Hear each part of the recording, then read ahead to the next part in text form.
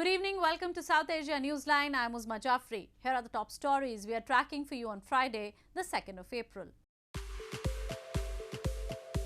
3 terrorists neutralised in encounter in India's Jammu and Kashmir.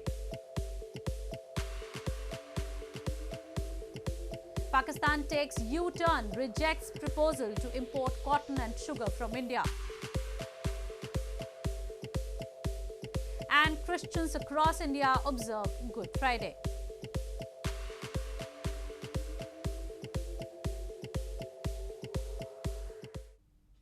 And now for all the details.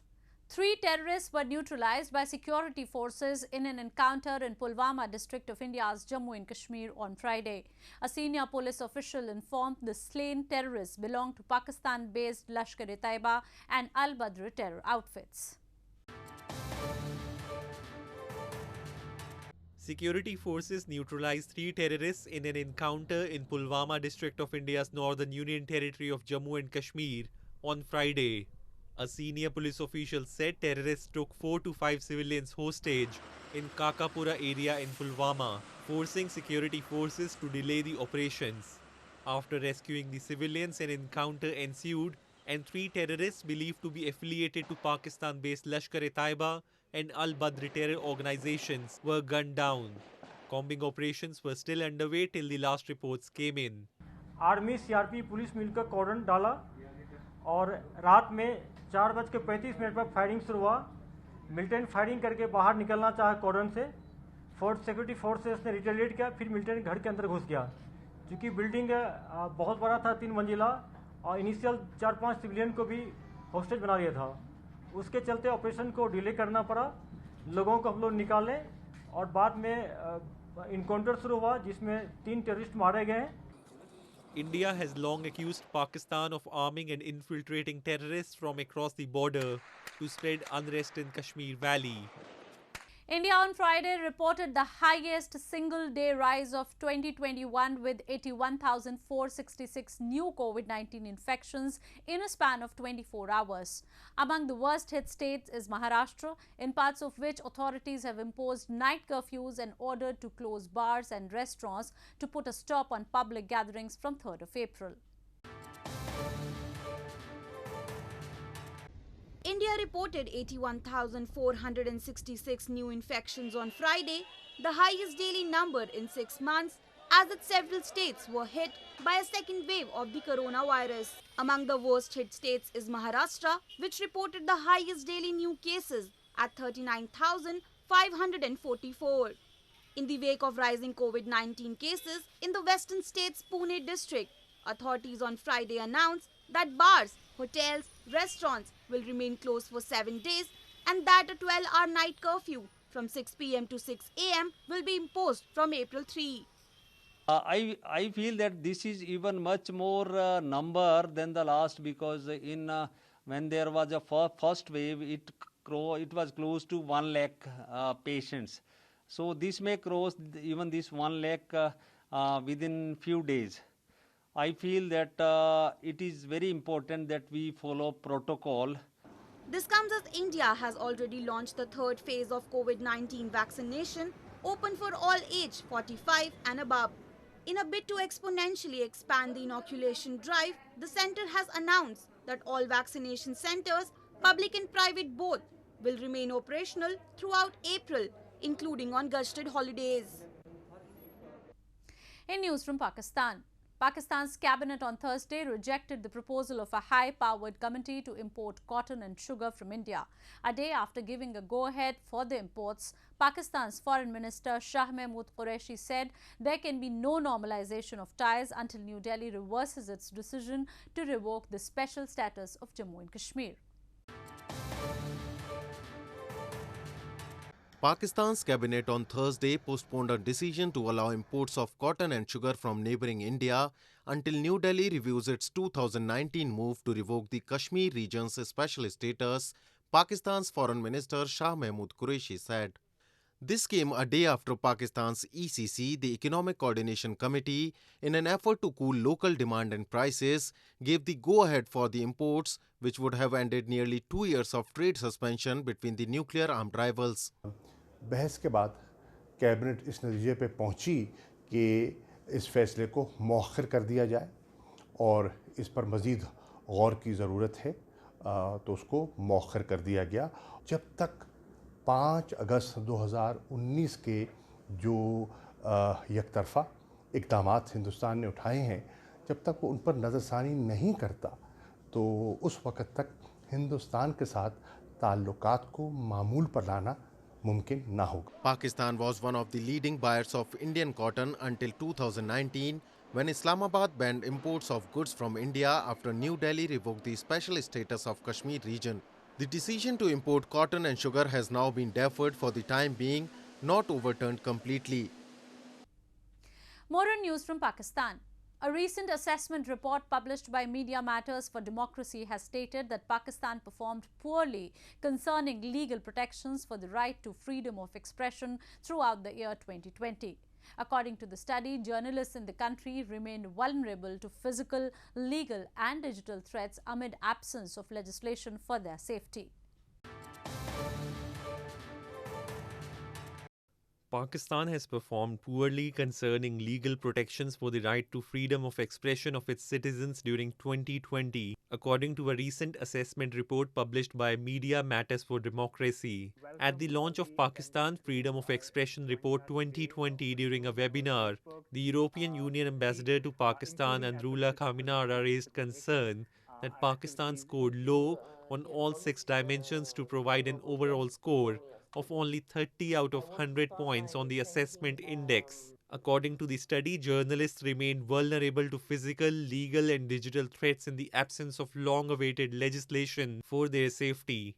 The report also found that during 2020, Pakistan's media and internet regulatory authorities continued to exert arbitrary legal and regulatory restrictions on speech and online content. Of particular concern is the situation of journalists and the documentation of threats that they face, both online and offline. And I have seen a number of these harassment and cases against journalists. Also, unfortunately, this is something that we're seeing, that a trend that we're seeing again globally, but it's also happening here. Pakistan has for several years continued a poor track record on press freedom. As per the report, at least 8 individuals connected with the media were killed, at least 36 journalists were attacked in line of duty, 10 were arrested, and as many as 23 instances of arbitrary detentions in connection with news reporting and online expression were recorded across Pakistan during the year 2020. Representatives from the UN, Turkey, Qatar and the US met with the peace negotiating team of the Afghan government in Doha, and discussions were held about the agenda of the upcoming conference on Afghan peace in Istanbul. Meanwhile, the Taliban's leadership is still holding discussions on the US plan, which suggests for an interim government along with ceasefire in Afghanistan.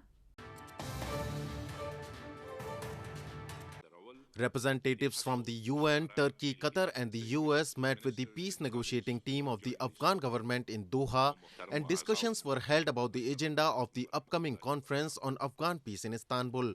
Member of the peace negotiating team representing the Afghan government in talks with the Taliban, Ghulam Farooq Majroh, said that the meeting was aimed to gather views on the agenda of the upcoming meeting in Turkey. This comes as the US Special Envoy for Afghanistan's reconciliation, Zalmay Khalilzad, met with senior Taliban leaders, including Mullah Baradar, on Tuesday to discuss provisions of US-Taliban peace agreement, including the withdrawal of US forces from Afghanistan. One of the key agendas of the talks in the Turkey conference will be the US proposed peace plan, but the Taliban's leadership is still holding discussions on the US plan. According to its peace plan, the United States has suggested an interim administration, ceasefire in Afghanistan and a UN-sponsored conference of all regional stakeholders. Moving on to news from Nepal. Nepal's CPN Maoist Centre has not yet decided on withdrawing support to the KP Sharma Oli-led government, something that the party's chairperson Pushpa Kamal Dahal had pledged.